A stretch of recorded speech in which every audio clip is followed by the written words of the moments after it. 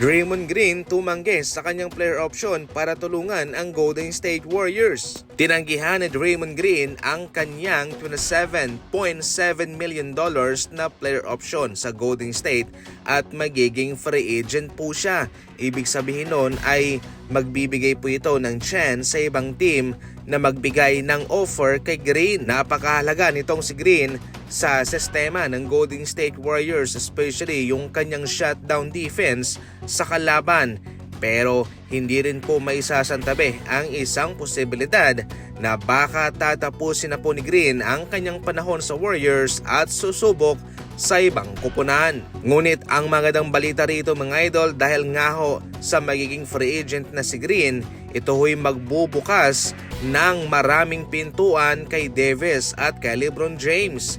Nagbigay po ng flexibility sa Warriors ang ginawang ito ni Green para makuha si Davis via trade at makuha naman si LeBron James sa free agency.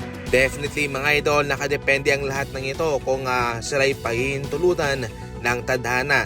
Pero maganda yung kanilang plano, sadyang napakalakas ng kanilang kupunang mabubuo kung sakaling kanilang makukuha si LeBron at si Davis. Sa pangkabuuan, kung pipiliin ng Warriors na Davis at LeBron James, mawawala sa kanilang team si Draymond Green, pati si Jimmy Butler at maraming draft picks via trade kay Davis.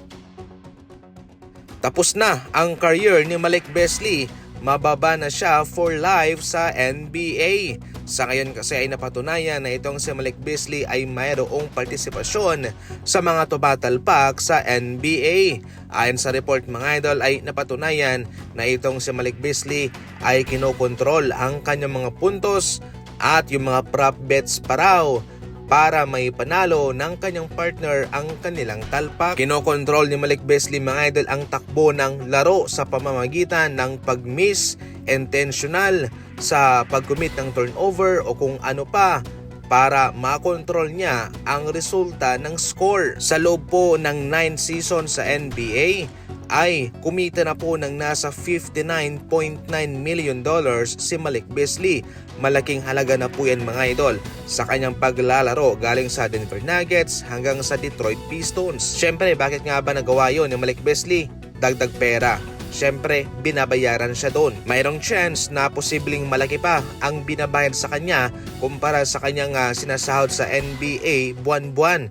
Dahil doon kasi ay malalaman nila kung magkano ang kanilang mapapanalunan dahil kontrolado nila ang takbo ng laro, kung ano ang magiging resulta. Nakakalungkot lang mga idol na ipinalit mismo ni Malik Beasley ang kanyang career sa NBA sa short-term big payout. Makukulong pa siya at pwede pang maban for life ng NBA.